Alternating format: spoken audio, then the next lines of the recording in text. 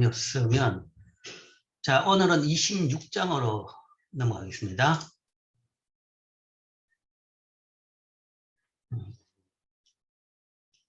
오케이.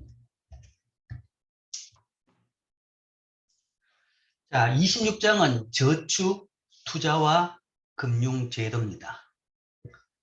자, 저축, 투자, 금융제도, 소위 이제 금융이라는 데에서 여기 배웁니다. 금융이라는 이야기는 많이 들어봤고 관심도 많이 가지고 여러분 중에 일부는 사실 요즘 주식 투자라든지 아니면 코인이라든지 그런 것을 해본 경험이 있는 사람이 있을지도 모르겠습니다. 그런 금융에 대한 이야기입니다. 자, 금융이 뭐냐에 대해 가지고 이야기하기 위해서 먼저 앞에 배운 것을 잠시 보이죠.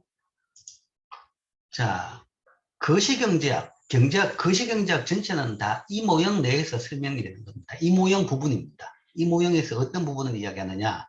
우리 앞에서 배웠던 세 장 같은 경우에는 이 모형에서 소위 GDP는 여기서 경제를 설명하는 것은 이 나라경제순환 모형부 내에서 이 안에 파이프에 흐르는 양이다 라고 했죠. 그죠? 그래서 그 양을 어떻게 측정하는지 그걸 정의한 겁니다. 그게 23장이고 그 다음에 24장은 이 안에서 흐른 양이 사실은 측정할 때는 안에서 물건 개수로 측정하는 것이 아니라 거기 상응하는 바깥의 화폐 양으로 측정한다라고 이야기했습니다. 그런데 이제 화폐 양으로 측정할 때 동일한 물건인데 화폐 양이 달라진다는 거죠. 그것이 이제 구매력의 변화라는 겁니다. 인플레이션 이런 거죠. 그래서 과연 이 물가가 어떻게 그게 물가라는 것이 있는지, 그러니까 이 바깥에 있는 것이 양이 동일한 양인데도 불구하고 다르게 측정될 수 있기 때문에 그 문제를 어떻게 해결하는지 이 변화를 나타내는 지수로서 우리가 물가 지수를 본 겁니다.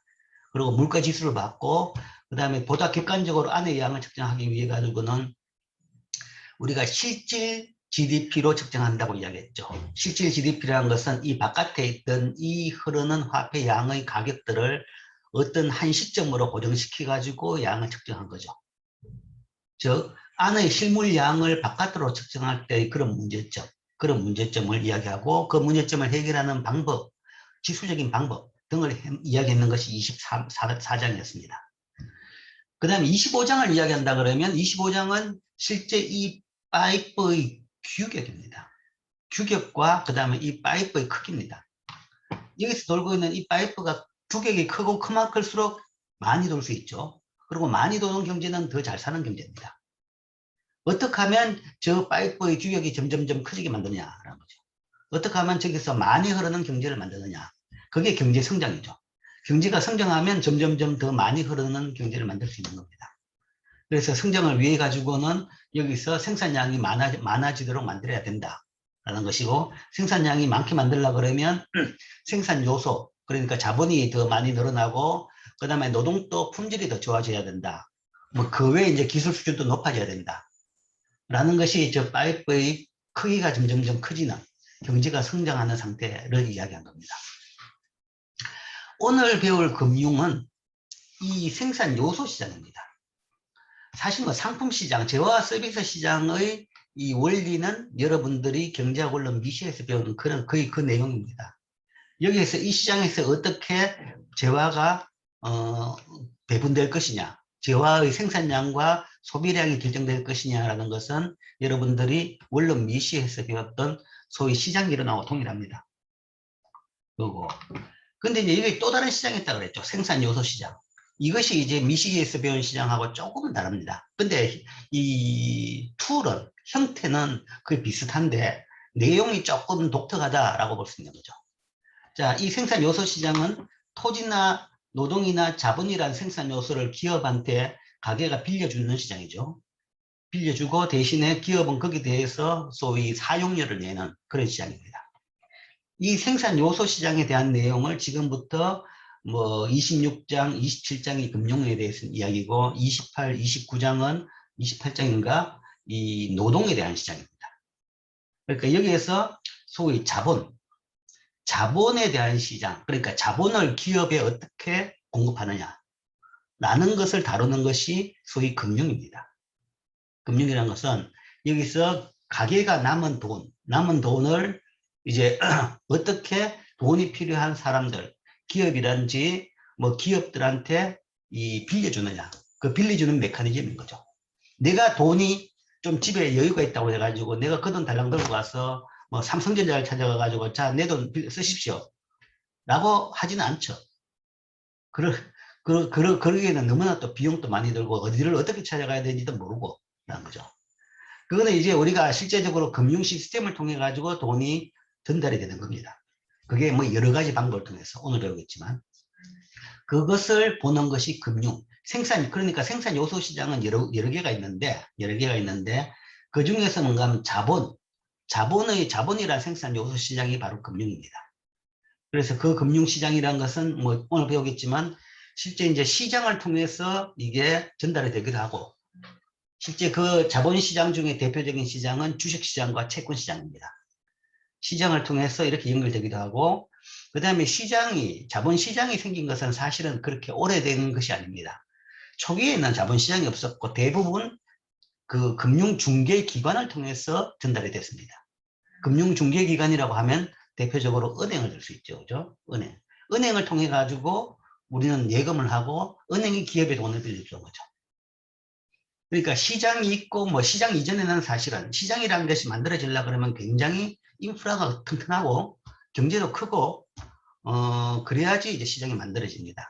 그래서 그렇게 만들어지기 전 뭐 예를 들어 가지고 뭐 개도국 단계랄까 아니면 뭐 개도국에서도 뭔가 하면 그러니까 이제 뭐 덜 발전된 개도국 단계에서는 대부분 금융기관만 존재합니다.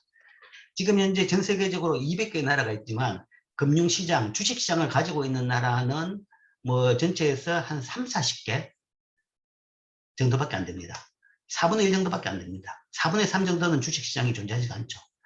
그만큼 아직 규모도 안 되고 그 다음에 그만큼 시장이 덜 발전된 거죠. 어쨌든 시장으로 하지만 이 자본에 대한 이 생산 요소 시장 이론인데 그것이 이제 시장이 만들어지기에는 기관을 통해서 전달됐고 그 다음에 어느 정도 경제가 발전하면 소위 자본시장, 주식시장, 채권시장 등등을 통해서 이렇게 이게 전달되는 그것이 바로 금융이다라는 거죠. 금융. 그래서 그 과정에 대해서 26장, 27장에 대해서 보겠습니다.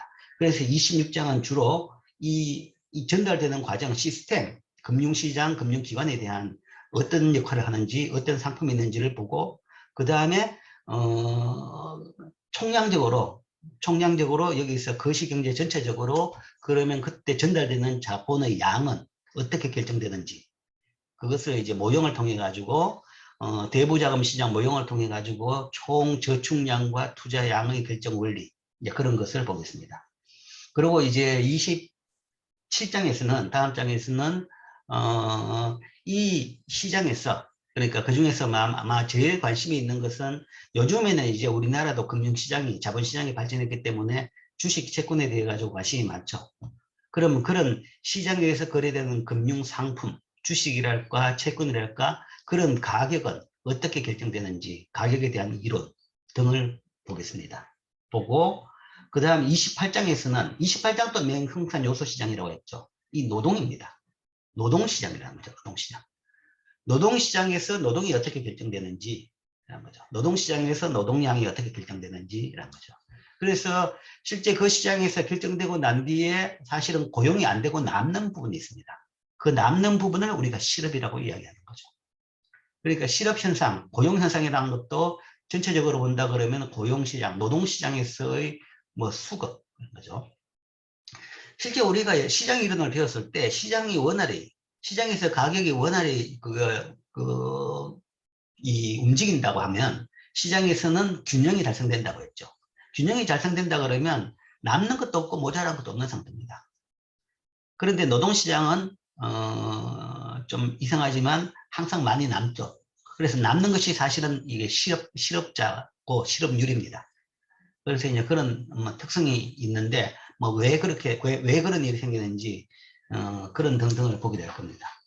자, 어쨌든 지금부터 26, 27, 8장, 이 세 개 장은 이 생산 요소 시장, 이 생산 요소가 어떻게 나눠지는지에 대한 과정을 보는 겁니다. 자, 그래서 26장 저축, 투자와 금융제도, 생산 요소 시장에 대한 자본이라는 생산 요소 시장에 대해서 본다. 그렇죠? 그 부분, 그러니까 생산 요소 시장, 그 자본이라는 생산 요소 시장, 그 전체를 가지고 우리가 금융 시스템이라고 이야기합니다. 파이낸셜 시스템, 금융 제도라고 이야기합니다. 즉, 한 사람의 저축을 다른 사람의 투자로 연결하는 것을 돕는 여러 기관들의 구성. 그러니까 돈이 남는 가게가 있고, 돈이 필요한 기업이 있고, 그 다음에 사실 요 문제만 본다 그러면 돈이 필요한 사람은 기업뿐만 아니라 가게도 필요합니다. 요즘 가계 대출이 많죠. 집 사기 위해서 많은 사람들이 대출하죠. 그래서 이걸 연결시키는 이 전체 시스템, 남는 돈과 돈 필요한 사람을 연결시키는 전체를 우리는 금융제도, 파이낸셜 시스템이라고 합니다. 즉, 저축하려는 사람들에게, 지출하는 사람들에게로 경제의 희소한 자원을 이전시키는 역할을 한다. 그러니까 이거 남는 돈이라고 하는데, 남는 돈이 그냥 남아가 필요 없어가 버리는 건 아닌 거죠. 아주 소중한데, 이게 남는다는 개념은 지금 안 쓰고 나중에 쓰기 위해서 남겨놓은 돈입니다. 사람들이 왜 돈이 있는데 왜 다 안 쓰고 저축으로 가지고 있느냐? 지금 쓰는 것보다는 나중에 쓰는 게 더 좋으니까. 아니면 뭐 내가 죽고 나서도 뭔가 내 자식한테 주는 게 더 좋으니까. 아니면 다른 용도로 쓰기 위해서 지금 안 쓰고 남겨놓고 가지고 있는 돈이죠. 그러니까 그것도 당연히 희소한 자원이죠. 이걸 연결시키는 전체 시스템을 금융제도라고 이야기합니다. 이 금융제도를 구성한 것은 여러 가지가 있는데, 대표적으로 이야기하면 금융시장과 금융중개기관이다 라고 할 수 있죠. 그 이야기는 이 연결 채널이 크게 두 가지가 있습니다. 크게 두 가지. 아까 이야기했죠. 시장을 통해서, 주식이나 채권 시장을 통해서 돈이 연결되기도 하고, 그러니까 여러분들이 주식을 한 주 샀다. 그렇다 그러면 이거는 이제 금융시장, 그 중에서 주식시장을 통해 가지고 나의 돈을 내가 샀는 그 회사한테 빌려주는 겁니다. 사실은 빌리는 거랑 좀 다르죠. 주식이라는 것은 그 회사의 지분을 가지는 겁니다. 지분을 가짐으로써 그 회사에 투자를 하는 셈이죠. 뭐 채권을 산다. 그거는 사실은 빌려주는 건데, 개인들이 보통 기업들이 발행한 채권을 접하는 일은 잘 없죠. 물론 충분히 접할 수는 있습니다. 쉽게. 접근성은 있습니다. 증권사를 통해 가지고 그게 대리 판매를 해주긴 했는데, 뭐 그런 경우는 직접 이제 그 회사의 돈을 빌려주는 거죠. 그런 것이 시장을 통한 금융이고, 그 다음에 이제 금융기관, 그러니까 은행이나 아니면 비은행, 뭐 아니면 이 투자, 그러니까 자산운용회사 또는 증권회사라 그러죠. 증권회사를 통해 가지고 내 돈을 소위 투자하는 사람들, 소위 펀드에 투자하는 사람들.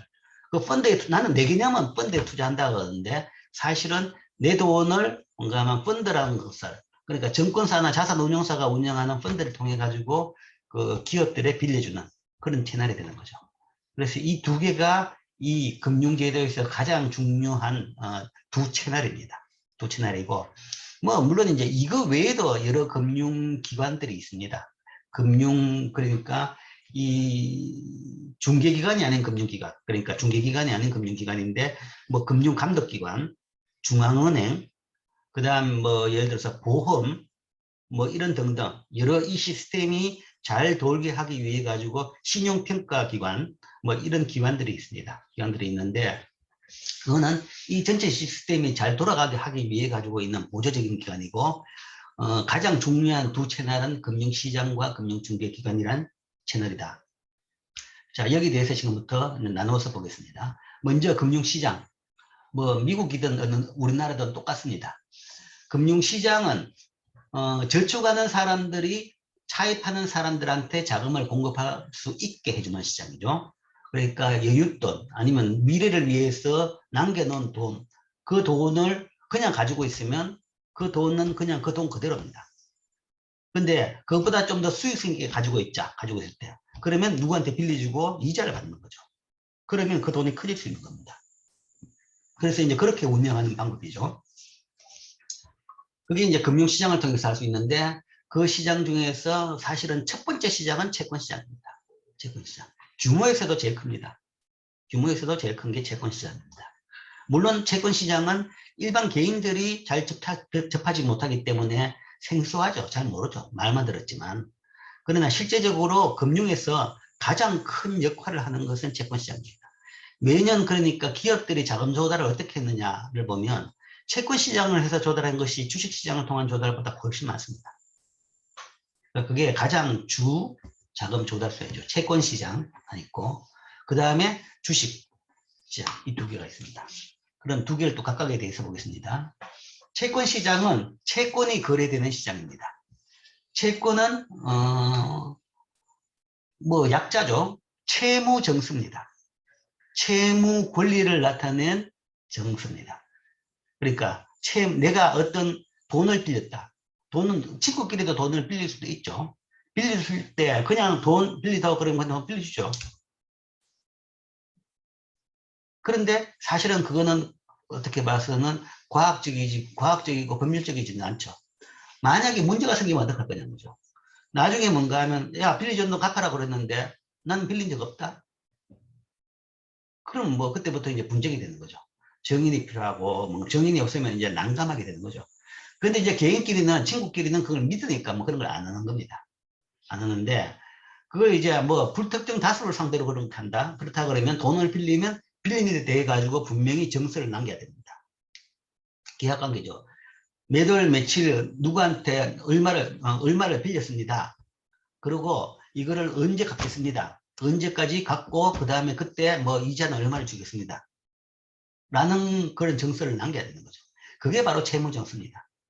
그러니까 개인 간의 거래에서도 대부분 조그만 뭐 푼돈 정도 친구들에 빌리는 것은 안 하지만 일반적인 개인 간의 거래에서도 대부분 다 그 정서를 남깁니다. 그래서 나중에 법적인 아니면 뭐 사람들의 기억이 또 워낙 희미하니까 그런 문제에 대한 장치로서 당연히 남기는 거죠. 이 소위 채무 거래를 표준화시켜 가지고 이거를 거래 수단으로 쓰는 것이 바로 채권입니다. 일종의 차용 정서죠. 그래서 케이스 바이 케이스 한 사람이 대해 가지고 그렇게 작성하는 것이 아니라 아예 표준화시켜 가지고 대량으로 그걸 만들어서 그걸 판매하는 겁니다. 그러니까 내가 예를 들어 가지고 기업이 뭐 지금 한 1,000억 정도 큰 공장을 짓기 위해서 돈이 한 500억 정도 필요하다. 그러면 그 500억을 빌리기 위해 가지고 은행에서 빌리는 방법도 있지만 그 다음에 채권시장을 통해서 빌릴 수도 있습니다. 뭐 채권시장에서 한 번에 500억 정도 발행은 사실은 소액입니다. 그래서 그 정도까지는 아닌데 그걸 뭐 천억이라고 합시다. 1,000억 정도 발행합니다. 그러면 왜냐하면 발행 비용이 한꺼번에 꽤 비쌉니다. 발행 비용도 꽤 비싸고 발행 과정이 뭐 그렇게 전문적이고 꽤 이제 뭐 과정이 꽤 있습니다. 그렇기 때문에 한 번 발행할 때 이제 크게 발행하지 그 비용 때문에 뭐 소소하게 자주 발행하지는 못합니다. 그래서 1,000억 정도 빌린다. 그러면 이제 그거 빌릴 때 그 1,000억 빌려줄 사람을 찾아야 되겠죠. 근데 이제 그 한 사람한테 1,000억 빌리는 것도 쉽지는 않죠. 그런 경우에 이제 이걸 어떻게 하느냐. 보통 이제 채권의 단위는 한 10억 정도 됩니다. 10억. 한 장당 10억. 그러면 10억짜리 이 채무증서를 100장을 만드는 거죠. 그래가지고 그걸 경매로 파는 겁니다. 채권시장에서 그걸 경매로 파는 거죠. 그래서 그런데 이제 뭐 채권시장이라는 것은 개인들은 잘 알지 못하지만 일부 이제 기관 투자자들끼리 모이는 시장입니다. 모이는 시장인데 실제적으로 그 거래를 담당하는 금융기관, 이제 증권사들이 그걸 하는데 그 기관이 뭐 진짜 경매, 노량진 수산시장 같이 사람 모아놓고 경매를 하진 않습니다. 하진 않고 사전에 뭔가 하면 살만한 사람, 돈 있는 기관들, 그렇게 개인은 아닙니다. 주로 금융기관들입니다. 금융기관이라는 것이 그게 이제 뭐 연금이랄까 아니면 뭐 투자은행이랄까 그런 기관들이 많이 있습니다. 투자은행 같은 경우에는 개인의 펀드를 통해 가지고 조달한 돈들을 많이 가지고 있죠. 그런 기관들한테 쭉 연락해 가지고 야 어떤 회사에서 채권을 발행하는데 살 의사가 있는 사람들 또는 얼마나 살 의사가 있느냐 뭐 이런 걸 물어보는 거죠. 그래 가지고 쭉 사람들의 수요 조사를 해 가지고 결국 뭔가 하면 이 10억짜리 100장 1,000억이죠. 그죠? 1,000억을 뭔가 발행일에 서로 수급을 맞춰가지고 사람들 수요 조사하고 발행량하고 맞춰가지고 그러면 그때는 발행금리를 얼마로 해가지고 발행한다라고 하면서 예를 들어서 뭔가 하면 뭐 사실은 발행량에 비해가 10배 정도 수요가 있었다. 그러면 사겠다는 사람들이 이야기한 것들에 10분의 1씩 배정을 해주는 거죠. 그런 식으로 채권 시장이 돌아가는 겁니다. 채권 시장에서 처음 채권이 발행이 됩니다. 이 채권이 발행되고 처음 발행돼 가지고 거래되고 그다음에 그렇게 거래되고 난 뒤에 이제 채권의 제일 큰 장점은 한 번 발행 당시 거래되고 난 뒤에도 언제든지 수시로 거래될 수 있습니다. 그러니까 은행에서 돈을 빌렸다 그러면 그냥 은행하고 돈 거래가 끝입니다. 그래서 그리고 만기일 때 그냥 돈을 갚아야 되는 거죠. 아니면 만기 연장을 한다든지. 그렇지만 채권 같은 경우에는 이거는 그냥 뭐 불특정 다수를 통해 가지고 언제든지 거래가 갈 수 있는 거죠. 내가 지금 이제 샀는데 갑자기 가지고 있는 사람이 돈이 필요하다. 가지고 있는 기관이 딴 돈이 필요하다. 그러면 그 채권을 또 들고 가가지고 채권 시장에 가서 팝니다. 이게 진정한 채권 시장이에요, 사실은. 그러니까 기발행된 채권이 거래되는 시장이 사실은 채권 시장이 생깁니다. 처음에 IPO도 있지만 주로 많이 되는 것이 기발행된 채권이 거래되는 겁니다. 거래돼가지고 언제든지 거기서 소위 현금화할 수 있다. 그러니까 채권을 뭐 물론 덩어리는 한 장당 크지만 쉽게 발행되고 쉽게 소화가 되고 쉽게 거래가 되면서 많은 규모가 제일 큰 시장이 된 겁니다. 자, 이 채무 차용 정서에 들어가 있는 중요한 것은 아까 내가 이야기했죠. 언제 누구한테 빌려가지고 언제 갚겠다 라는 건데, 즉 여기 들어가 있는 것은 여기 들어가 있는 주 내용은 처음에 언제 갚겠다라는 겁니다. 만기가 되어 있습니다. 보통 만기. 그러니까 발행일로부터 시작해 가지고 이제 복잡하게 쓰지 않기 위해 대부분 뭔가 연 단위로 합니다. 연 단위로. 1년, 2년, 3년, 4년, 5년. 근데 3년 미만의 채권은 잘 없습니다. 보통 3년 이상. 3년 미만 같은 경우는 단기죠. 단기라 그러면 그냥 은행에서 빌리고 치웁니다.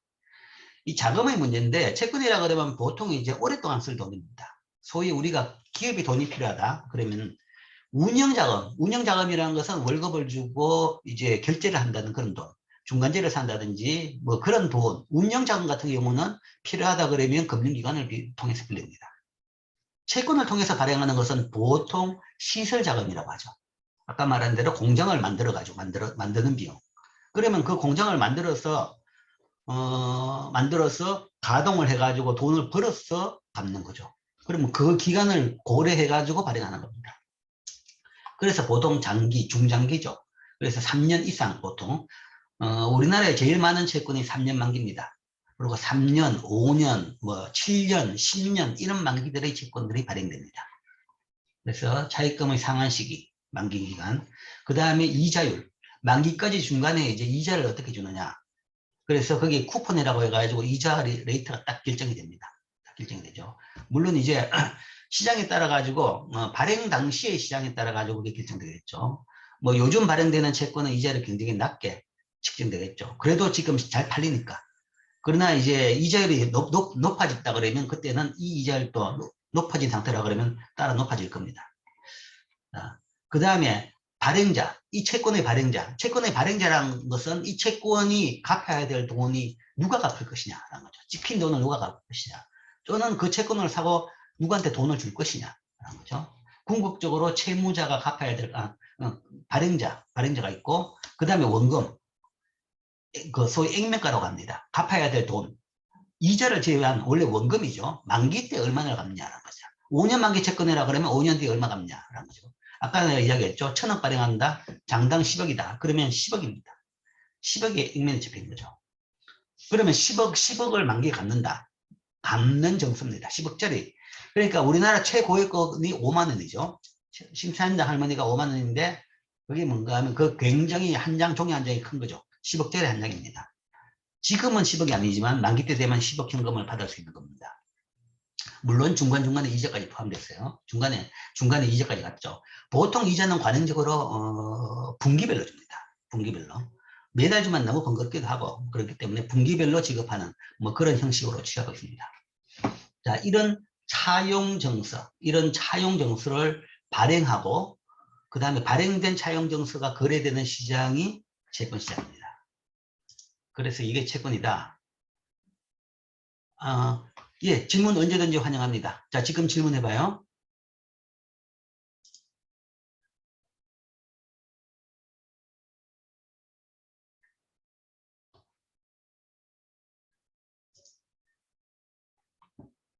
아, 개인적인 질문이라 그러면 수업 마치고 하고 뭐 수업에 직접 관련이 안 되더라도 뭐 이 경제에 관련 질문이라 그러면 뭐 수업 중간이라도 언제든지 질문을 환영합니다. 개인적인 질문은 이제 뭐 딴 친구들하고 공유할 필요가 없는 질문은 수업 마치고 해주기 바랍니다. 예.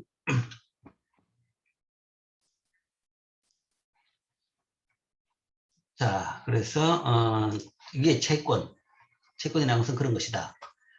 자, 누가 채권을 발행하느냐? 뭐 이 돈이 필요한 사람이죠. 근데 돈이 필요하다고 해가지고 누구든지 쉽게 발행을 하지는 못합니다. 왜냐하면 그걸 발행해가 살 사람이 있어야 되기 때문에. 팔릴 만한 채권이 발행되는 거죠. 아예 안 팔리려 그러면, 안 팔린다는 것은 처음에는 우리가 인수라고 이야기합니다. 인수. 처음에 그게 안 팔릴 정도 채권이라고 하면 발행이 안 되는 거죠.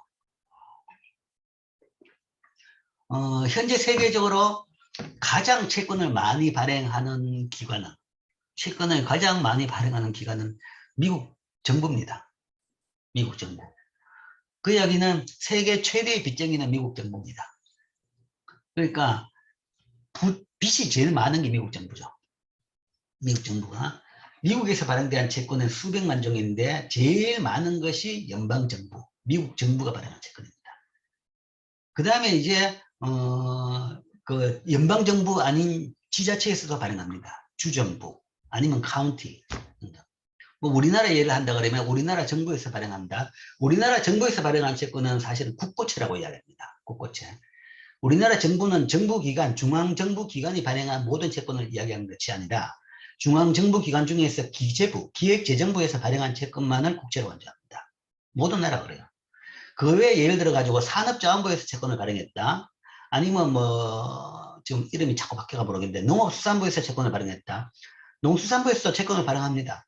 양곡채권이라고 해가지고 가을, 그러니까 이 쌀 추수 시기에 쌀을 매입하기 위해 가지고 채권을 발행합니다. 그런 식으로 개별 부서에서 자기 부서 목적으로 채권을 발행하기도 합니다. 그런데 그런 것은 국채로 들지는 않습니다. 그리고 소위 이제 국채라는 것은 그 기재부, 국가 살림을 담당하는 부처에서 발행한 채권이죠.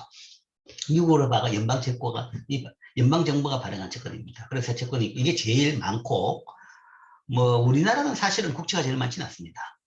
세계적으로는 일단 미국 정부가 발행한 채권이 제일 많고, 그 이야기는 미국 정부가 세계 최대 빚쟁이라는 이야기고, 그 다음에 이제 뭐 정부 말고 주정부, 우리나라로 이야기하면 강원도가 또 채권도 발행하죠. 그 다음에 춘천시도 채권을 발행합니다.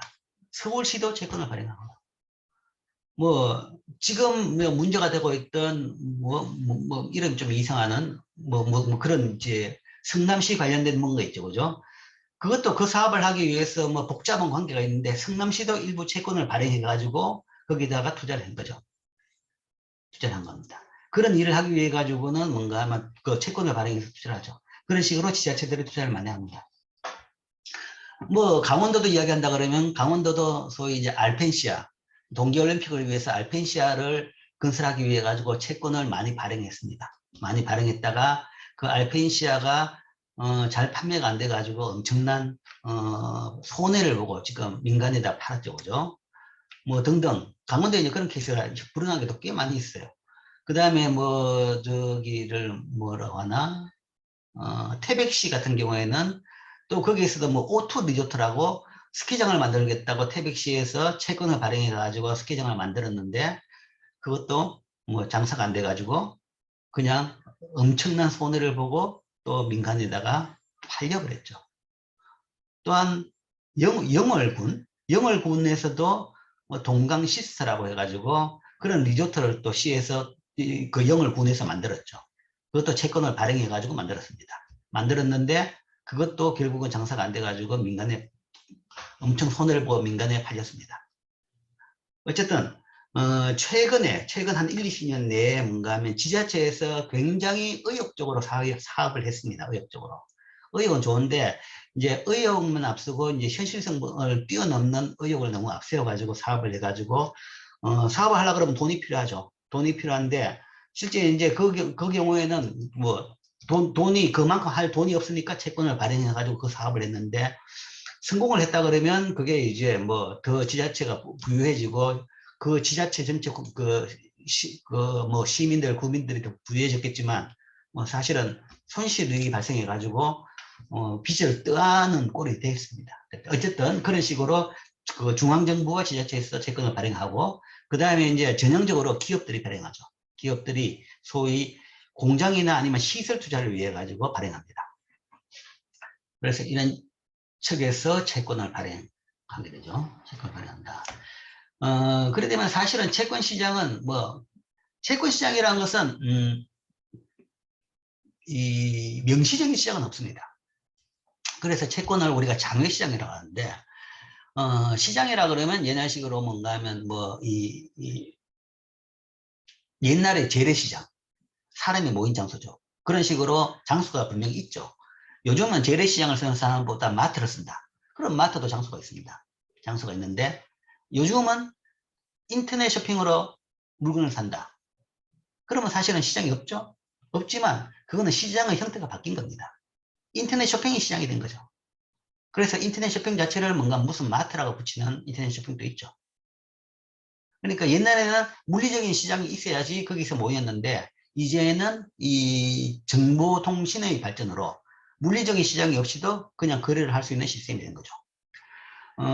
주식 같은 경우에는 물론 그러고는 있지만 여전히 옛날 관행에 따라 가지고 물리적인 시장이 있습니다. 그래서 주식이 거래되는 거래소가 있습니다. 서울에 우리나라 주식시장은 여의도에 증권거래소가 있죠. 그러나 여러분 중에도 주식을 거래하겠지만 거기 가서 거래한 사람은 아무도 없어요. 다 인터넷 쇼핑과 비슷하게 뭔가 하면 인터넷으로 거래합니다. 그래서 사실은 지금 그거 없어도 관계없어요. 지금 바뀌었죠. 바뀌었는데 주식은 그래도 시장이 처음에는 있었다. 물리적인 시장이. 채권은 처음부터 물리적인 시장이 없었습니다. 아까 말한 대로 채권은 주로 알만한 서로 얼마끼리 거래한다라는 거죠. 그렇기 때문에 주로 거래는 서로 전화를 통해 거래합니다. 전화를 통해. 그리고 이제 일부는 현재 우리나라 같은 경우에는 여의도 증권거래소 같은 거래소에서 그거를 거래를 할 수 있는 부분은 만들어 놨습니다. 만들어 놨지만 거기 가서 실제적으로 거래한 사람은 거의 없죠. 거의 없고 어쨌든 대부분 다 통신을 통해서 거래합니다. 그래서 물리적인 시장은 존재하지 않습니다. 자, 그러면 이제 채권은 어떤 속성을 가지느냐? 뭐 속성에 따라서 가격이 결정되겠죠. 그 속성을 본다 그러면 아까 채권 정수에 뭐가 적혀 있느냐 그걸 보면 압니다. 그 적혀 있는 그 항목에 따라 가지고 채권 가격이 달라지는 거죠. 만기에 따라서. 속성이 여러 개 있는데 제일 중요한 것은 만기. 뭐 제일 중요하다기보다는 가장 중요한 몇 개를 이야기하면 만기. 첫 번째로 만기를 들 수 있습니다. 만기가 아까 3년, 4년, 5년, 7년, 10년 뭐 기업들이 발행하는 채권은 뭐 최장 10년입니다. 10년이고 그 다음 그러나 이제 정부기관은 30년짜리 채권도 발행합니다. 그 다음에 아주 예외적이지만 연구채라는 게 있습니다. 연구채. 사람 이름은 연구가 아니고 영구적으로 만기가 없는 채권이 있습니다. 그러니까 그러니까 매년 예를 들어 가지고 뭐 1억씩 준다. 아니면 1,000만 원씩 준다. 한 장당. 그런 거죠. 그러니까 이자만 영구히 주는 그런 채권도 있습니다. 그래서 채권의 만기가 뭔가 다양합니다. 근데 이제 그 연구처는 굉장히 좀 독특한 성격인데, 어쨌든 뭐 그런 식으로 다양합니다. 근데 일반적으로 통용이 많이 되는 것은 아까 말한 대로 기업들은 보통 만기가 10년 이내 채권들이 주로 발행되고 있고, 뭐 국가기관 같은 경우에는 만기가 30년짜리 채권까지도 발행하고 있습니다. 근데 이제 그럼 왜 그렇게 국가기관 발행하는 채권의 만기가 다양하냐? 그러면 자금 용도에 따라서 다양할 수도 있지만 그것보다는 오히려 이제 금융시장의 필요에 따라 가지고 국가기관은 다양한 채권을 발행하고 있습니다. 금융시장 자체가 투자자 자체가 장기적으로 투자할 필요들이 많이 있습니다. 대표적으로 어떤 거냐 그러면 연기금입니다. 연금이나 아니면 보험 같은 경우에 연금은 예를 들어 가지고 30대 사람들한테 돈을 받았다. 그러면 이 돈을 언제 주느냐 그러면 65세에 은퇴하고 난 뒤에 그때 돈을 주는 거죠. 그러니까 30대 사람들한테 받은 그런 식으로 뭔가 하면 지금 돈 받은 돈을 오랫동안 운영해야 될 필요가 많이 있습니다. 보험도 마찬가지죠. 생명보험으로 20대, 30대부터 생명보험을 듭니다. 들지만 나중에 죽으면 준다라는 거죠. 그렇다 그러면 죽는 것은 뭐 현재 우리나라 평균 수명을 본다 그러면 그게 80입니다. 80, 90입니다. 남자는 80대, 여자는 뭐 80대 말 90대까지 되는 겁니다. 그러면 지금 받은 돈 50년, 60년은 가지고 있어야 되는 거죠. 그러니까 매년 뭔가 하면 3년마다 5년마다 채권을 바꾸는 것도 굉장히 힘들고 비용도 많이 들고 뭐 리스크도 많죠.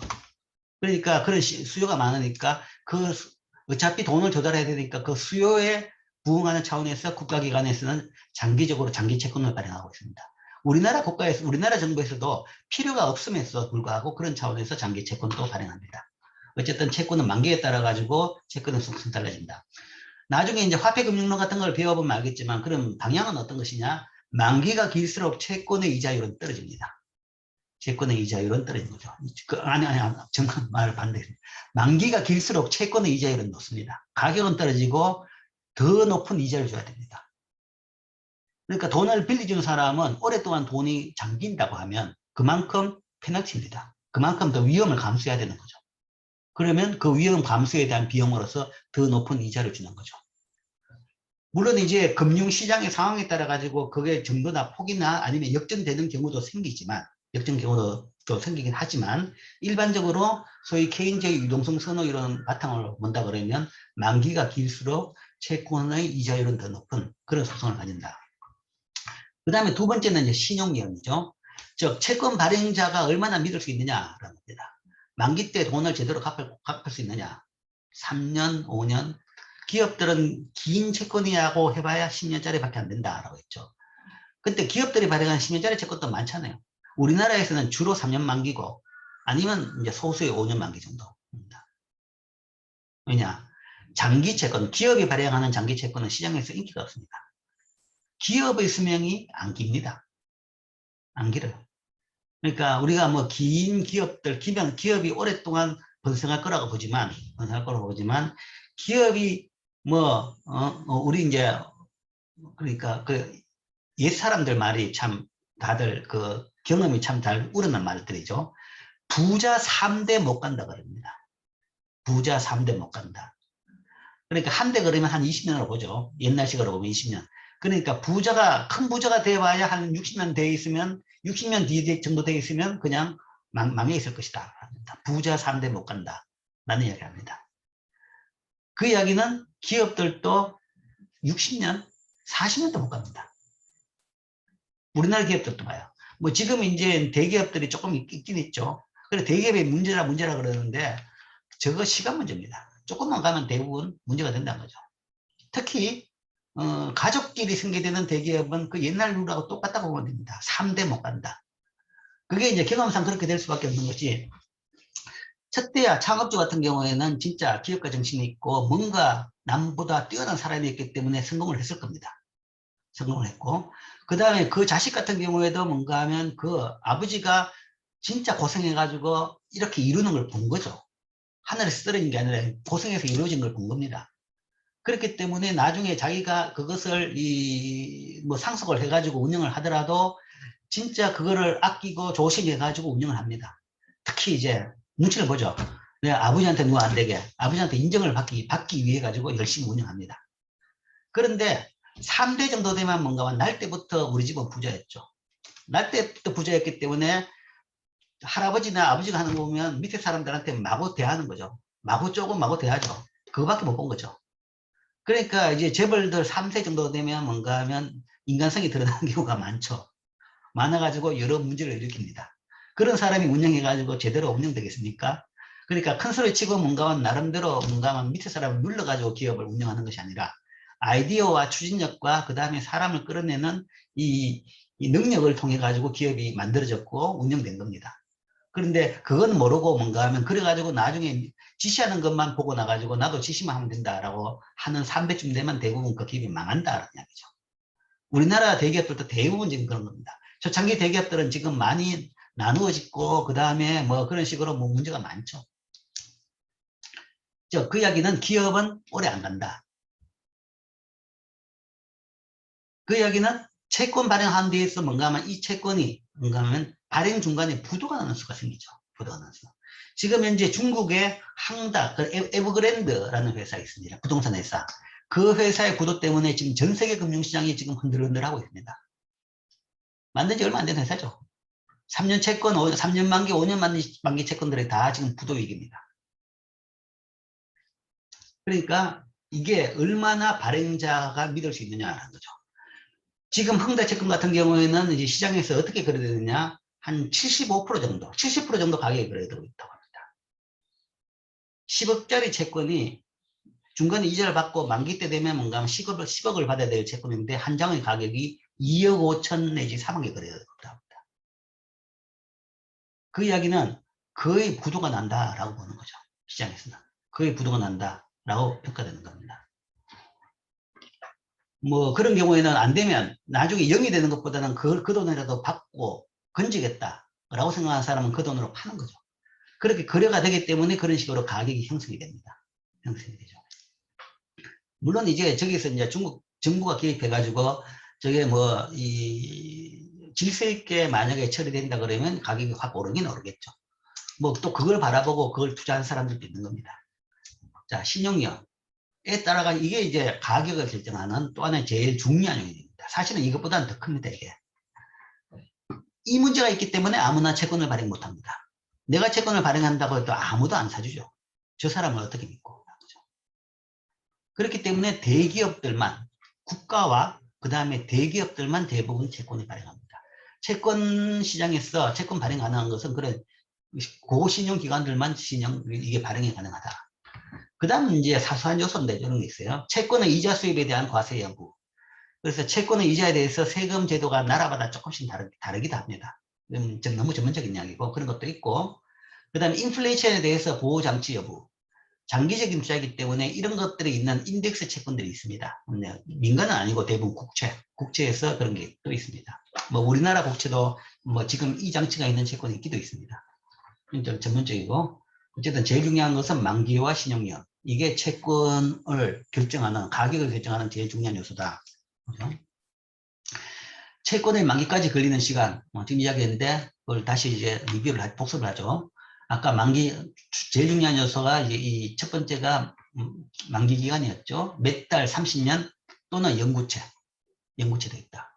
그러니까 대부분 영구채는 공채였는데, 우리나라는 이상하게 지금 민간 기업이 영구채를 발행을 하고 있습니다. 아주 이상한 형태인데, 채권에 대한 이자율은 부분적으로 만기에 영향을 받는다라는 거죠. 부분적으로. 그러니까 이게 이제 이자율을 결정하는 중요한 요인 중에 한 개인데, 장기채는 단기채에 대해서 위험 부담이 크고 이를 보상하기 위해서 대부분 이자율이 높게 된다. 그래서 이게 이제 만기 기간이 채권 가격 결정하는 하나의 요인. 그 다음 두 번째는 신용위험이라고 했죠. 차익자가 이자나 원금을 지불하지 않을 위험이다. 소위 디폴트 리스크라고 합니다. 채무 불이행 가능성. 이 높다고 판단되면 높은 이자율을 요구합니다. 발행 때부터 높은 이자율을 요구하고, 그 다음에 유통할 때도 높은 이자율이 높게 되어버립니다. 아까 말한 대로 흥다채권 같은 경우에는 75%다 그러면 그때는 이자율이 거의 천문학적인 수준이 되어버립니다. 미국 정부국채는 신용위험이 굉장히 낮습니다. 그렇기 때문에 이자율이 굉장히 낮죠. 그래서 지금 세계적으로 제일 낮은 이자율의 채권은 미국 국채 이자율입니다. 자, 영구채는 만기가 없다. 만기가 없는 채권을 이야기합니다. 지금 질문을 했는데 어떤 학생이 영구채는 만기가 없다는 말씀이신가요? 예, 그렇습니다. 영구채는 만기가 없는 영구국채. 없는 채. 그걸 가지고 우리가 콘솔, 특별한 용어로 씁니다. 콘솔, 아니면 퍼페추얼, 이런 용어를 씁니다. 실제 영구채가 발행된 그 시작은 영국에서 2차 대전 때 처음 발행됐습니다. 2차 대전 때, 그러니까 채권을 어떤 식으로, 전쟁을 하려고 그러면 돈이 필요하죠. 그럼 뭐, 무작정 채권을 발행해가지고 돈을 끌어모아가지고 무기를 만들어가지고 이겨야 되는 겁니다. 그러니까 국가가 돈을 제일 많이 빌릴 때는 전쟁 때입니다. 그리고 전쟁 끝나면 이제 긁기 시작하는 거죠. 그래서 이제 그때 돈을 빌릴 때 아예 이렇게 많이 빌리다가 뭐 빌려도 뭔가 하면 만기가 되면 또 갚아야 되는 거죠. 그렇다 보니까 이게 불필요하니까 그냥 영구채를 발행한 것뿐입니다. 이게 영구채도 이거 한 장당 아까 말한 대로 뭔가 1파운드. 보통 영구채는 그런 식으로 되어 있습니다. 한 장당 매달 아니면 매 분기 1파운드 전 연구체. 그럼 1년에 4파운드가 되는 거죠. 그런 것을 이제 국가가 처음에 발행했습니다. 그리고 만기가 없는 거죠. 그래서 일반적으로 처음에는 기업은 만기가 없는 채권을 발행한다 그러면 아무도 안 살 겁니다. 기업은 수명이 그리 짧은데 그런 건 누가 가지겠습니까? 그래서 이제 국가가 처음에 발행되는 것이고, 지금은 이제 뭐 일부 기업에서도 발행을 합니다. 발행하는데, 그렇다 그러면 기업들은 그런 채권은 어떻게 발행되느냐, 어떻게 사람들이 사느냐? 기업들이 발행하고 만기가 없더라도 연구체 자체가 다시 거래되는 시장이 있으니까요. 그걸 가지고 있으면서 위험하다 그러면 뭐 가격이 좀 떨어지더라도 팔면 되는 겁니다. 그런 시장이 있기 때문에 현재 이제 뭐 기업들도 연구체를 팔긴 팝니다. 자, 그러면 투자자가 투자금을 회수하는 방법은 채권의 소유권을 파는 방법 말고는 없는 건가요? 자, 연구체를 발행하면, 예, 그렇죠. 그러니까 중간중간 이자를 받고, 그 다음에 이거는 어떤 만기 때 투자금을 받는다는 개념은 아닌 거죠. 그러니까 아주 내가 오랫동안 저축을 하겠다. 뭐 조만간은 돈 쓸 필요 없다 하는 사람은 연구체를 사가지고 있는 거죠. 아니면 이제 돈 필요할 일이 생긴다 그러면 그 연구체를 시장에다 팔아버리면 되는 거죠. 자, 이게 답이 됐겠죠. 그 다음에 신용위험. 신용위험이 사실은 채권 가격을 결정하는 제일 중요한 요인입니다. 그리고 가격 변동을 야기시키는 제일 큰 요인이고,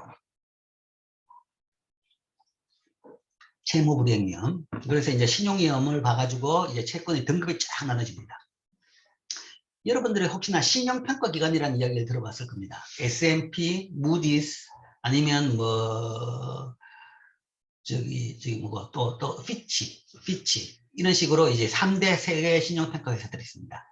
그런 회사들이 뭐 우리나라의 국가 등급을 어떻게 했다라고 하는데, 그 이야기는 잘못된 용어입니다. 우리나라 국가가 발행하는 신용 등급을 어떻게 평가했다. 그 기관이 국가를 평가하는 건 아닙니다. 국가의 경제를 평가하는 것도 전혀 아니고, 그 국가가 발행하는 국채의 신용 등급을 판정하는 기관입니다. 그러니까 사람 투자자들이 이제 그 채권을 사는 거죠. 그래서 그 투자자들이 채권을 투자할 때 판단할 수 있는 정보 차원에서 그 신용 등급을 이야기하는 거죠. 그래서 채권 신용 등급이 높다고 해가지고 경제가 튼튼하다는 이야기는 아닙니다. 그거는 관련 없습니다.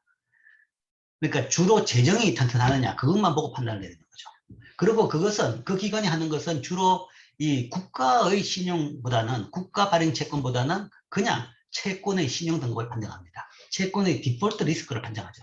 그래가지고 트리플 A 플러스 마이너스 제로, 아니면 AA 플러스 마이너스 제로, 아니면 싱글 A, 아니면 트리플 B 등등으로 신용평가를 하는 거죠. 그리고 최근에 뭔가 하면 그 기관에서 흥다채권에 대해 가지고는 WB 등급을 내렸습니다.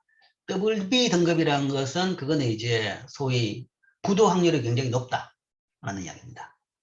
그러니까 보통 이제 채권 시장에서는 트리플 B 등급까지 적격 채권으로 봅니다. 그까지 투자를 하고, WB 정도 되면 모든 기관 투자자들은 그 채권은 그것도 보지도 않고 만약 가지고 있었다 그러면 다 팔아버립니다. 그러니까 일반 펀드, 개인들의 돈 가지고 운영되는 펀드에서는 WB까지 이하부터는 다 포함을 안 시키는 거죠.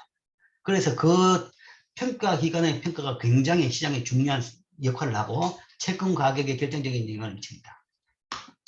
거기에서 보면 항상 제일 높은 등급이 있는 것이 미국 국채입니다. 미국 국채가 항상 트리플 A 플러스가죠. 이게 이제 기관으로서도, 그러니까 뭐 기관으로서도 가장 신용도가 높으니까 어떤 기업들보다도 채권도 신용도가 높습니다. 그래서 세계 모든 그 기관 투자자들이 가장 선호한 채권이 미국 정부 국채죠.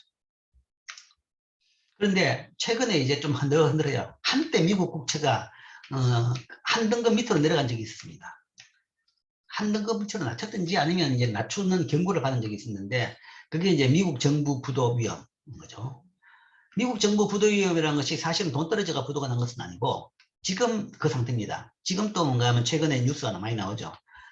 미국 재무부 장관이 미국 의회가 가지고 10월 18일 이전까지 뭔가 하면 의회가 조치를 취하지 않으면 미국 정부는 부도가 난다 라고 통지를 했습니다. 그 전까지 빨리 뭔가 하면 조치를 취하라 하는 거죠. 그 조치가 뭐냐고 하면 미국, 그러니까 정부가 채권을 발행할 수 있는 액수를 법으로 정해놨습니다. 이게 놔두면 자꾸 그 채권을 발행해가지고 휘설치더라는 거죠. 국가 부채가 자꾸 높아지는 거죠. 그렇기 때문에 그것을 제어하기 위해 가지고 그 액수를 법으로 딱 정해놨습니다. 정해놨는데 사실은 그 액수를 미국 정부가 넘은 게 한 10년 정도 됐습니다. 그러면 이제 법을 개정해가지고 그 액수, 한도 액수를 높여야 되는데 그거는 하지 않고 그 사이에 편법적으로 그러면 그 법을 잠시 유예한다. 라는 걸로 뭐 계속 지금 이걸 모면하고 있습니다. 그런데 몇 년 동안 유예한다. 몇 년 동안 유예한다. 그랬는데 그 유예 기간이 9월 30일로 끝났습니다. 9월 30일로 끝나가지고 그러니까 그 이야기는 10월부터는 더 이상 채권을 발행할 수가 없습니다. 채권 발행을 통해 미국 정부가 돈을 못 빌려오는 거죠. 못 빌려오는데 그러나 뭐 지금은 이제 받은 세금으로 어느 정도 돈이 있는 거죠. 근데 그 돈 가지고 뭔가 써봐야 한 보름 쓰면 다 떨어지는 거죠. 그 다음부터는 만기가 돌아오는 국채에 대해 가지고 원금을 갚으려고 그러면 다시 채권을 발행해야 되는데 그걸 못하면 우리는 부도다라는 겁니다. 그래서 최후 통첩이죠. 부도를 내려면 내라 국회에서. 의회에서 그 조항에 대해 가지고 문제를 해결 안 하면 그때 10월 18일부터는 부도다라는 이야기죠. 뭐 정치적인 싸움이죠. 뭐 채권을 발행해 가지고 발행이 안 될 정도 지경이 됐다 그건 아닌 거죠. 그래서 뭐 그런 상태에서 뭔가 뭐 채무 불이행 지금 이야기는 나오고 있습니다. 그 다음에 정크본드는 자금 사정이 나쁜 기업들이 발행되는 높은 이자율을 가지는 채권들입니다. 아까 이야기한 헝다 그 그룹에서 최근에 뭔가 또 채권을 발행했다고 합니다. 그게 이제 정크본드죠. 그러니까 지금 뭐 돈이 유동성이 부족하니까 돈이 부족하니까 뭐 부동산은 안 팔리고 분양은 잘 안 되고 그러니까 돈이 부족하니까 뭔가 하면 돈을 빌려 가지고 지금 이자를 받는 그런 상태죠. 그런데 지금 그 회사의 신용도는 바닥으로 떨어져 있고 그러니까 이제는 발행할 수 있는 것이 발행되는 것에 이런 고율의 채권밖에 없었습니다. 그래서 최근에 어느 정도 조금 조달했다고 하는데 이거는 대표적인 정크펀드다. 아주 높은 이자율로 발행되는 겁니다. 그래서 이런 것도 이제 이런 시장도 있긴 있습니다. 하이 리스크, 하이 리턴을 보고 만약에 이는 그 망할 위험은 있지만 만약에 저 회사가 살아난다 그러면 뭐 엄청 이익을 많이 버는 거죠. 그 다음 세 번째는 과세 여부. 이건 좀 디테일한 부분입니다. 전문적인 부분이고 우리나라는 조금 있는데 이것도 전문적인 부분이고 그 다음 이런 것도 있고 그 다음 인플레이션에 대한 보호장치 뭐 이런 것도 상당히 전문적인 부분인데 이런 것도 있다는 거죠. 이런 것들이 채권의 가격을 결정하는 주요 요인들입니다. 그 다음에 두 번째의 금융시장. 두 번째의 금융시장은 주식시장이죠. 일반 개인들이 더 잘 아는 시장입니다. 주식이 거래되는 시장이다 라고 해가 주식시장이죠. 그러면 주식이란 것은 한 회사의 소유 지분에 대한 청구권입니다. 회사의 권리입니다. 주식 한 장 가지고 있어도 나는 그 회사의 주인입니다. 근데 주인이라는 것은 어느 정도 주인이냐 그러면 전체에 발행된 양의 1만큼, 양분의 1만큼 정도만 주인인 거죠. 그렇기 때문에 회사의 주요 안건을 결정하는 주주총회에 가면 발언권은 가지고 있는 주식 수에 따라 가지고 발언권의 이 비중이 결정됩니다. 그래서 과반수, 그렇게 해야 최대 다수, 과반수 그러면 사람 수하고 전혀 무관하게 발행된 채권 가지고 있는 수로 평가하는 거죠. 그래서 이 주식이라는 것이 한 회사의 소유 지분에 대한 청구권이다. 이 주식이라는 것은 사실은 이제 자기 자본 조달이다라고 이야기합니다. 이쿼티 파이낸스. 기업이 돈이 필요할 때 돈을 어떻게 조달하느냐? 은행에서 빌리기도 하죠. 그 다음에 지금 금방 본 채권을 찍어서 그걸 팔아가지고 돈을 조달하게 합니다.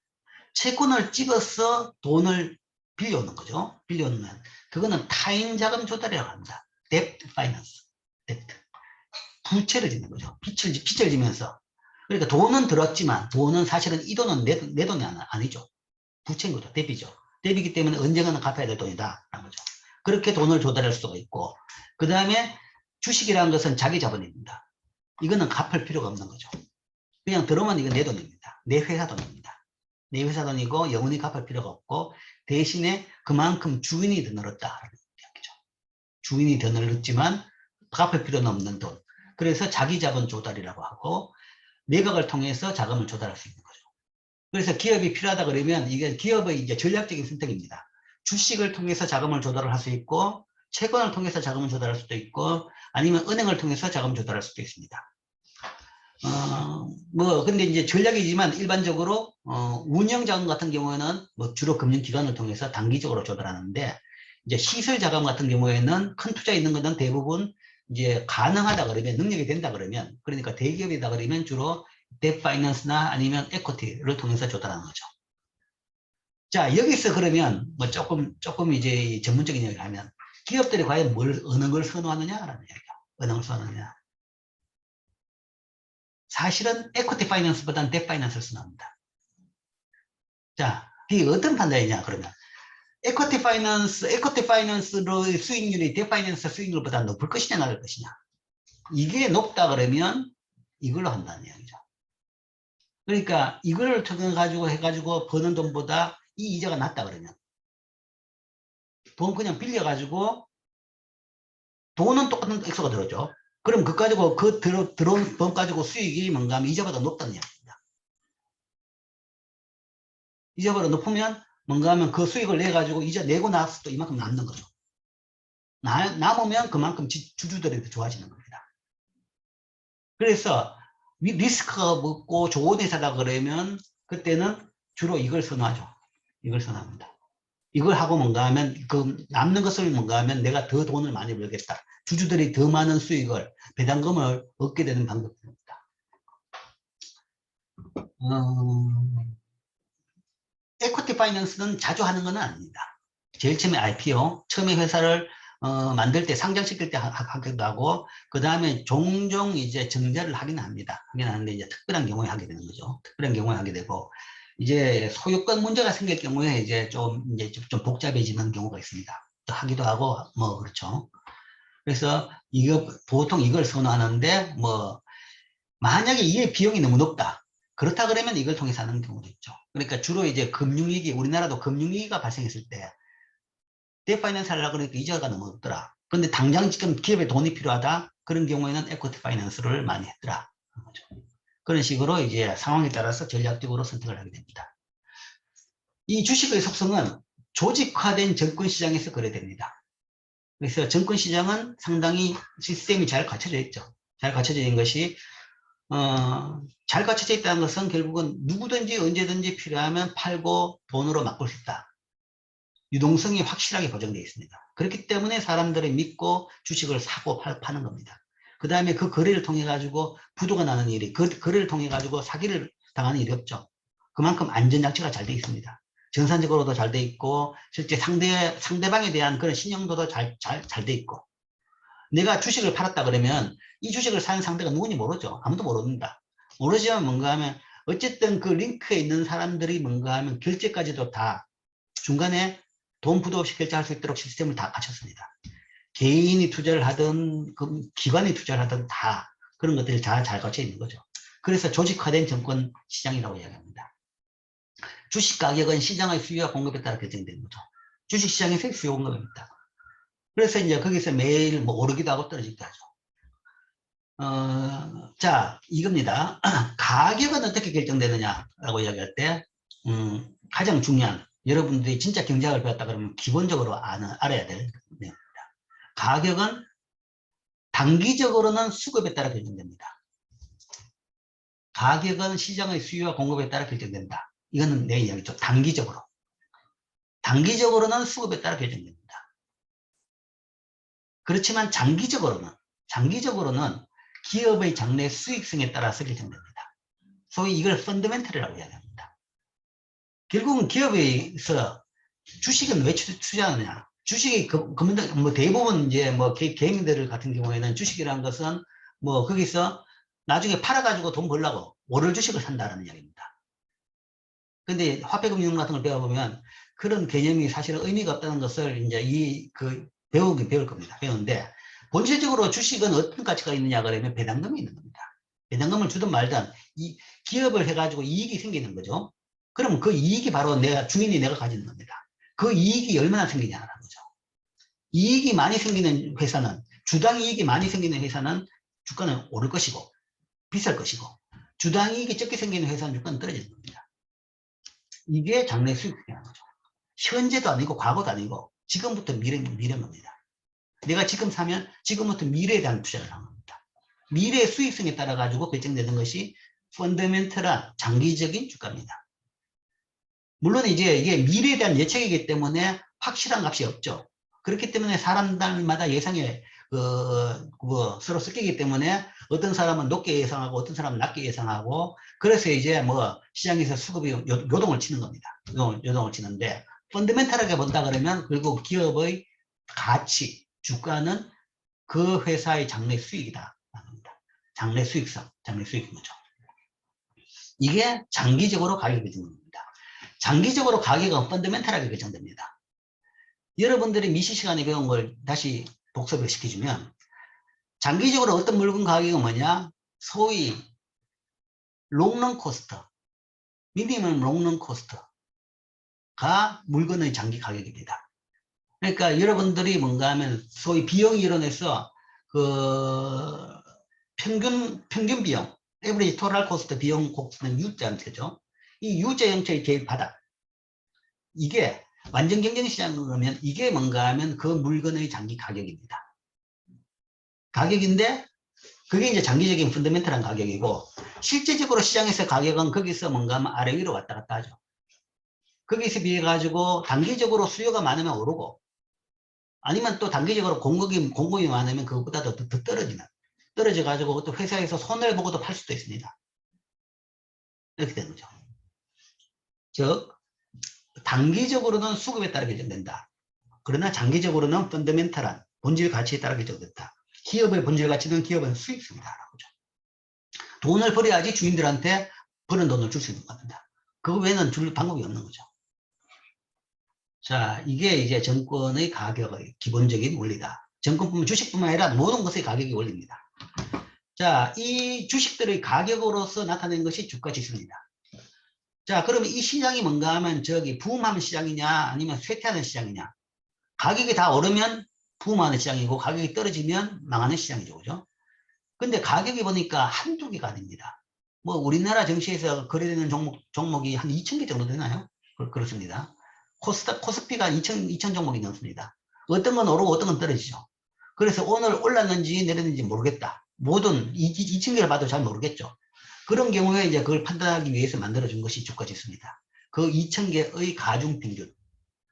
그래서 2,000개의 가중평균으로서 상장되어 있는 모든 주식 수의 가중평균. 가중이라는 것은 그 종목별 가중치, 종목별 양으로 가중치를 합니다.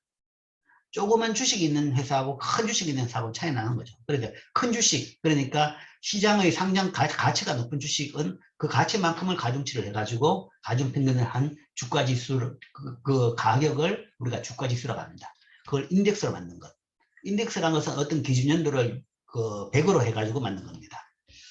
우리나라에서 다 인덱스의 기준은 주가지수 인덱스의 기준은 코스피의 기준은 1980년 1월 3일 1월 3일이 100이고 거기에 대해 가지고 지금 지수가 나오고 있죠. 지금 어제 3050, 3060 그래 되어 있습니다. 그 이야기는 1980년 1월 1일에 비해 가지고 현재 주가가 평균적으로 30배 올랐다. 라는 것을 의미하는 겁니다. 주가 지수, 여러 주식 가격을 평균해서 산출하고 코스피 같은 경우에는 전체 종목을 하고 코스피 500 같은 경우에는 코스피 200 같은 경우에는 대표적인 200개 종목 가지고만 가중평균을 하는 거죠. 그런 게 주가 지수입니다. 그리고 이 주가는 이제 그 자체의 가치도 있지만 경제에 대한 하나의 미래를 볼 수 있는 그런 기능을 합니다. 장래 경제 여건에 대한 예고지표 기능을 하는데 왜냐하면 주식 가격은 아까 말한 대로 펀더멘털한 기업의 장래 수익성이죠. 그래서 주식을 제대로 투자한 사람은 이걸 보고 물론 이제 뭐 그냥 개미들은 사실은 이런 걸 잘 모르고 있지만 개미 중에서도 뭔가 하면 증권사 그 리포터 같은 거 정도라도 보고 있다 그러면 사실은 이걸 보고 판단을 하는 겁니다. 이걸 보고 판단을 하기 때문에 결국은 주가 속에는 투자자들의 또는 장래 경제의 상황에 대한 예고지표 기능을 하는 거죠. 오를 것 같다. 나중에 기업이 좋아질 것 같다. 그러면 뭔가 하면 오르기 전에 뭔가 빨리 사놔야 되죠. 그러면 기업이 그 주식을 삽니다. 사다 보면 뭔가 주가가 오르게 되는 거죠. 그런 이제 기능까지도 하게 됩니다. 자, 여기까지가 이제 금융시장, 그러니까 채권시장과 주식시장에 대해서 이야기했습니다. 자, 그 다음은, 금융기관. 한 3장마다 합시다. 금융기관. 금융중개기관.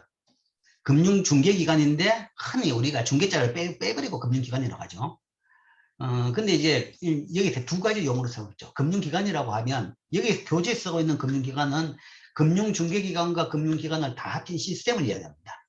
시스템을 이야기하고, 우리가 지금 금융기관이라고 쓰고 있는 금융중개기관은, 여기는 정확하게 이야기하면 금융중개기관이죠. 중개, 인터미디어리. 양쪽을 거강꾼이다라는 겁니다. 수요자와 공급자를 연결시켜주는 그런 기관이다.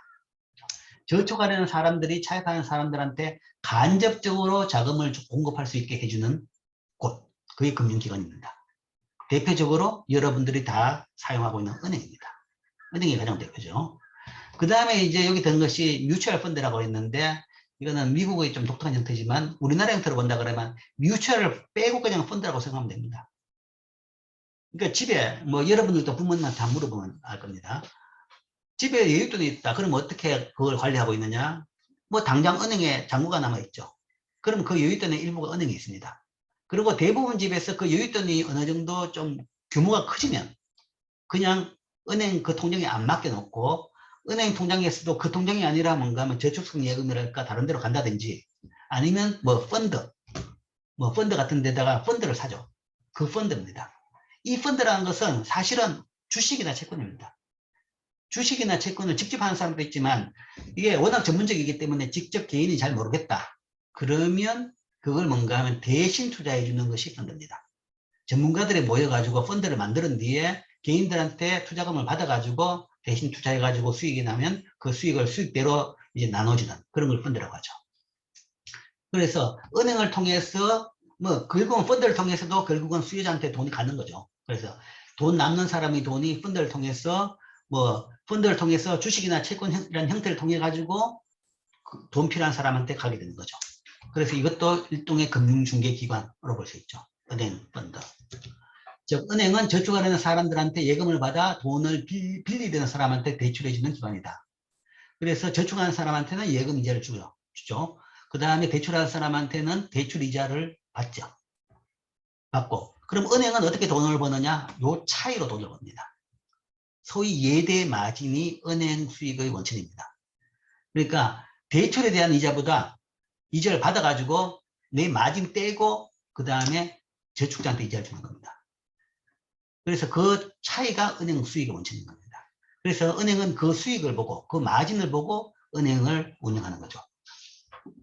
이 은행은 뭐 태초의 금융의 최초 형태다라고 생각합니다. 은행이 시작됨으로써 금융이 시작됐다라고 볼 수 있는 거죠. 가장 처음으로 뭔가 하면 여윳돈을 필요한 사람한테 연결시켜주는 일을 처음 시작한 것이 시장이란 것도 없는 상태에서 처음 시작한 것이 이 은행이었다. 금융의 시작. 그 다음에 이것은 재화와 서비스의 거래를 촉진시키죠. 교환의 매개라는 특별한 자산. 즉, 이 과정에서 통화가 창출됩니다. 자, 어려운 이야기인데, 이건 나중에 이제 한, 30장 정도에 되면 나옵니다. 은행이 뭔가 하면 예금을 받고 대출을 해주는 과정 속에서 돈이 만들어집니다. 통화라는 것이 만들어집니다. 돈을 찍는 건 아니고 통화량이란 개념이 만들어집니다. 그러니까 이 과정을 통해 가지고 이 경제 전체에서 거래될 수 있는 돈의 양이 더 많아지도록 할 수 있죠. 그런 독특한 속성을 가집니다. 그래서 은행을 가지고 우리가 통화금융기관이라고 또 이야기합니다. 그 다음에 펀드는 일반 대중에게 주식을 공모해서 조성한 자금으로 다양한 주식과 채권을 구입하는 투자회사인데 우리는 그냥 뭐 투자회사라기보다는 그런 펀드다라는 거죠. 어쨌든 주식 공모가 아니라 일반 대중의 돈을 받아가지고 조성한 자금으로 주식과 채권에 투자하는 그런 것이다. 그게 이제 펀드입니다. 우리나라에서는. 이거는 이제 개인이 전문적인 투자를 못하니까 뭔가 그걸 대행을 해주는 역할도 하고 그 다음에 개인이 해봐야 분산 투자를 잘 못합니다. 해봐야 뭐 분산 투자 해봐야 두세 종목입니다. 그런데 이제 펀드 운영 전문가들은 일단 돈의 액수가 크니까 분산도 가능하고 그걸 전문적으로 할 수 있으니까 분산 투자를 해주는 거죠. 그리고 전문적인 자산 운영에 도움을 주는 셈입니다. 그런 것들이 이제 펀드입니다. 그래서 이런 것들 통해 가지고 소위 간접적으로 연결시켜주는 간접 금융을 하게 되는 거죠. 자, 이게 이제 금융입니다. 금융은 결국은 돈 남는 사람, 필요한 사람을 연결시키는 거죠. 그게 시장을 통해서, 주식 채권 시장을 통해서 연결되기도 하고, 아니면 중개기관, 은행, 아니면 펀드, 뭐 이런 걸 통해 가지고 서로 연결되는 이 과정 전체를 우리가 금융이라고 이야기합니다. 자, 질문.